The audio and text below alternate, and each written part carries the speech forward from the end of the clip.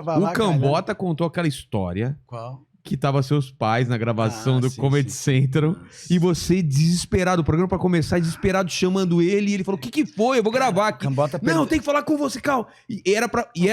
Conta a história aí, a sua versão. Ele perdeu a prelação, né?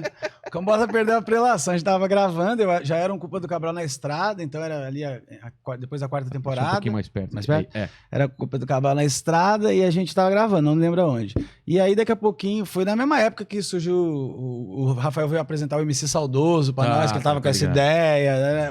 Foi nessa viagem aí.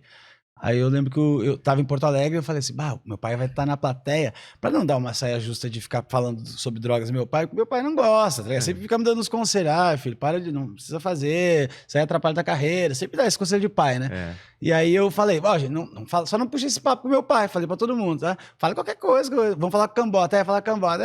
E aí começou, não sei o que coisa, esquecemos, começou o programa, todo mundo sabendo, menos ele. Menos o Cambota, e eu também esqueci, então estamos fazendo o programa, vamos conversar com a plateia. Daí eu já tinha falado pro meu pai falar uma coisa, que ele sempre disse, que era que eu sou a foda mais cara que ele deu na vida. Tá. E ele sempre falou isso, e eu disse, pai, fala isso no lar. Daí meu pai falou, foi uma graça tremenda, todo mundo riu pra caralho, foi uma porrada. E aí ele perguntou, e sobre maconha? Eu disse, não, por quê? E daí eu não conseguia dar um sinal, tá ligado? Que eu tava com o zap no truco.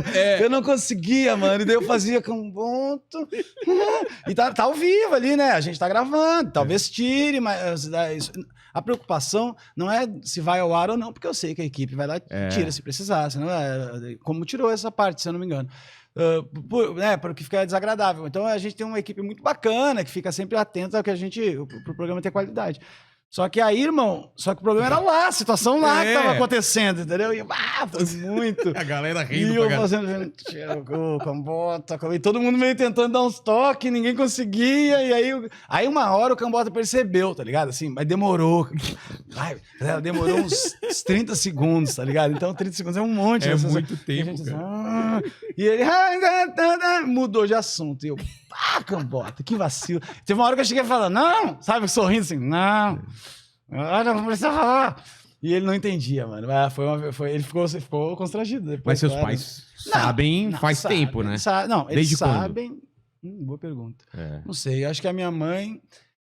Tem o lance de sair do armário, que nem... Da maconha? Tem? Tem o lance de sair do armário da maconha. Eu acho que Tem um nome pra isso? Não tem. Sair do... sair do armário também. Sair da fumaça. Mas é sair do armário canábico aí. E o problema é que a geração... Eu tava pensando nisso vindo pra cá. Porque eu tenho amigos que os pais fumam também, entendeu? Aí é mais fácil, né? Eu tenho amigos que os pais... É mais fácil. Só que a geração dos pais de amigos que fumam, que é aquela galera que tem uns 50 anos a 60 e poucos anos, que foi lá pra trás, eles não são declarados que fumantes, mesmo fumando. Os pais deles, que são vivos ainda, por exemplo, o pai do Digo, um amigo meu, o pai dele, o Sapato, que a gente chama de Sapatão, fuma. Mas o vô do Digo, o pai do Sapatão, não sabe que o pai dele fuma, tá ligado? Então ele, jantar de Natal, ele foi pra casa do pai do avô, e aí não sei o que, jantou, tava com baseado no bolso, foi fumar na casa do velho de 83, porque o velho de 83 não pode imaginar que o filhotinho dele tá perdendo o futuro, né? Um cara de 60 e poucos anos. E aí eu nunca gostei, nunca achei isso muito justo, sacou? Tá ruim aí? O que é? Não, é o meu. É? Opa, pegou, aí ficou. Eu nunca achei isso muito legal, sabe? Assim, de a pessoa ficar... Porque a pessoa tá pagando as contas dela, sabe? Por que ela tem que ficar se escondendo de uma coisa que ela faz que era pra não dar problema, a não ser pra ela. Se é pra dar algum... Se desse algum problema... Era pra ser uma coisa totalmente individual. Não é por causa das leis, da sociedade, da proibição e do que se gera com isso. Então, sempre me incomodou isso, da galera ser... Os meus amigos sempre foram muito mais maconheiros que eu, quando eu morava em Esteio. Eu tenho muito amigo maconheiro lá. E a galera... Esteio colado... Em Porto Alegre, a 20 minutos de Porto Alegre. 20 seus amigos fumavam? Meus amigos sempre foram bem mais maconheiros que eu, assim. Eu entrei depois, ele dava umas bicadas, mas não era muito a minha, assim. Quando eu tinha uns 28 que eu comecei a fumar, mas posso dizer que já fumava. E aí, quando eu tava com uns 31, eu vim pra cá, morar pra São Paulo e tudo mais, mas eu já fumava há muito tempo, há muitos anos. Só que eu pegar direitinho fumando assim, agora eu tô fumando toda semana, eu fumo 3 vezes, né? Ah, Foi tá. com uns 28, 29. Mas seus pais souberam quando? Depois que eu comecei a soltar no stand-up mesmo. Ah, é? Porque daí a minha mãe já sabia que eu tinha experimentado, porque eu sempre tive um diálogo mais aberto com ela. Não, ficava escandalizada, mas eu gostava de contar. Meu pai, eu sempre achava que ele tinha uma preocupação muito grande por conta de problemas na família. Então eu achava que até eu quebrar essa muralha de explicar sobre a coisa, ele acreditar nisso, entender os argumentos, é uma situação que demora tempo, né? Assim, é uma coisa, a mentalidade às vezes está enraizada que aquilo é ruim, droga é ruim, sabe?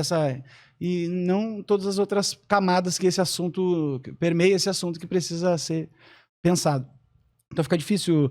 Então daí eu cheguei numa época que eu tava com o primeiro especial, eu queria botar piada de maconha, porque eu fumava, eu já era bem conhecido entre a gente, assim, de fumar aqui em São Você Paulo. acha que foi o primeiro cara da maconha, assim, assumidamente, entre o pessoal do stand-up, Sim, não foi? eu acho que assim, na trajetória dos maconheiros, a gente teve o Rabin, que foi um cara que se falava, sempre que ele fumava. Eu não lembro o texto dele sobre maconha. Eu acho que ele tinha piadas, mas ele não era um cara completamente da bandeira. Era isso, mas ele era o lesado, o chapado, ele tinha essa persona por um tempo. Exatamente. Com certeza ele foi pioneiro nisso. Aí depois eu lembro que, pela questão sobre legalização e sobre ainda falar de maconha, o Gabi também entrou depois de uma época falando e teve isso. Mas foi depois de você ou mesmo? Foi antes.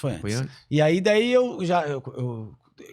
todo mundo se encontrando sempre, eu vendo isso, quero começar a falar, por que eu não tô falando disso? Achei que podia ser difícil tratar com a plateia e a galera não gostar. Mas você tinha um pouco de medo de perder um pouco de público ou não? Não, eu tinha medo de eu não ter habilidade suficiente para tratar o tema. É isso. É diferente no palco.